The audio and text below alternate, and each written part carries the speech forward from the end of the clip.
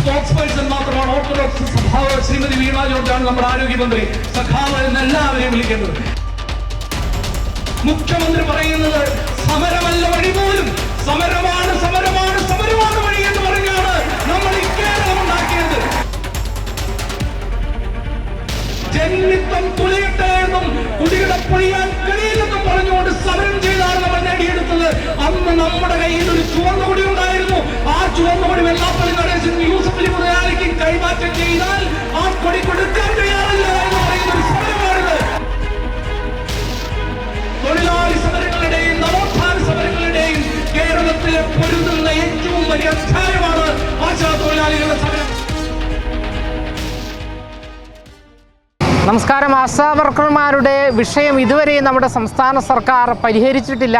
ഇന്ന് 62ാം ദിവസം പിന്നിടുകയാണ്. പൗരസാഗരം എന്നുള്ള പരിപാടി ആശാ വർക്കർമാർ ഇവിടെ സമരവേദിയിൽ നടത്തുകയാണ്. നിരവധി ജനങ്ങളാണ് ഇവിടെ ഇപ്പോൾ അണിനിരന്നിരിക്കുന്നത്. അതായത് നിരവധി പൊതുജനങ്ങൾ ഇവരുടെ ആശാ വർക്കർമാരുടെ വിഷയങ്ങൾ അറിഞ്ഞുകൊണ്ട് ഓണറേറിയം ഉൾപ്പെടെയുള്ള ആനുകൂല്യങ്ങൾ വർദ്ധിപ്പിക്കണം എന്നുള്ള ആവശ്യം ഉന്നയിച്ചുകൊണ്ട് ഇപ്പോൾ രംഗത്ത് വന്നിരിക്കുകയാണ്. നിരവധി പ്രമുഖരാണ് ഈ ഒരു വേദിയിൽ, ഈ ഒരു സമരപ്പന്തലിൽ എത്തിയിരിക്കുന്നത്. ഇപ്പോൾ ഈ ഒരു സമരപ്പന്തലിൽ പ്രമോദ് പുഴങ്കര സംസാരിക്കുകയാണ്. ന്യൂനപക്ഷങ്ങൾക്കെതിരായ വെറുപ്പ്, ലവ് ജിഹാദിന്റെ ഹോട്ടലിൽ വിഷം കൊടുത്താണ് ന്യൂനപക്ഷക്കാർ ഭക്ഷണം വയ്ക്കുന്നത് എന്നുള്ളത് പറയുന്നവർക്ക് കൈമുത്താൻ പോകുന്ന മന്ത്രിമാർ ബിഷപ്പിന്റെ വ്യാപാരികൾക്ക് പട്ടും വളയും നീരാളിപ്പട്ടും നൽകുന്ന ചടങ്ങുകളിൽ പോയി അവർക്ക് സ്തുതി പാടുന്ന മുഖ്യമന്ത്രി അവരാണ് പറയുന്നത് ഈ ആശമാരുടെ സമരം RSSന്റെ കുത്തിത്തിരിപ്പാണെന്ന്.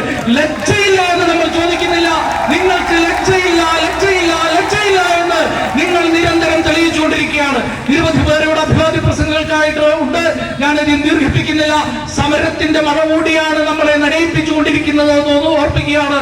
ഒരു കാര്യം കൂടി പറയാം. സമരത്തിനിടയിൽ ആരോഗ്യമന്ത്രി പറഞ്ഞതിലേക്ക് ഞാൻ കടക്കുന്നില്ല. ആരോഗ്യമന്ത്രി ഒരു സ്പോക്സ് പേഴ്സൺ മാത്രമാണ്. ഓർത്തഡോക്സ് സഭാവ് ശ്രീമതി വീണ ജോർജാണ് നമ്മുടെ ആരോഗ്യമന്ത്രി.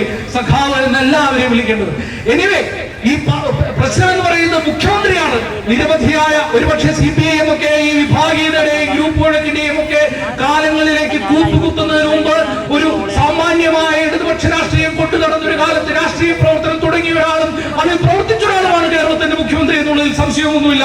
മുഖ്യമന്ത്രി പറയുന്നത് ആശമാർ സമരം തുടങ്ങിയപ്പോൾ, ആശാ തൊഴിലാളികൾ സമരം തുടങ്ങി കുറച്ചു കാലം കഴിഞ്ഞപ്പോൾ, വളരെ കഴിഞ്ഞാണ് അദ്ദേഹം ഒന്ന് വായ തുറന്നത്.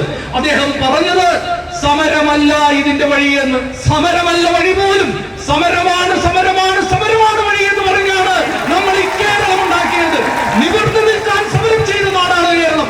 പാടവരമ്പുകളിൽ നിഴലുകളെ പോലെ നിന്ന മനുഷ്യർ മരിച്ചു വീഴുമ്പോൾ ജന്മിത്വം തുലയട്ടെ എന്നും കുടിയുടെ പൊഴിയാൻ കഴിയില്ലെന്നും പറഞ്ഞുകൊണ്ട് സമരം ചെയ്താണ് നമ്മൾ നേടിയെടുത്തത്.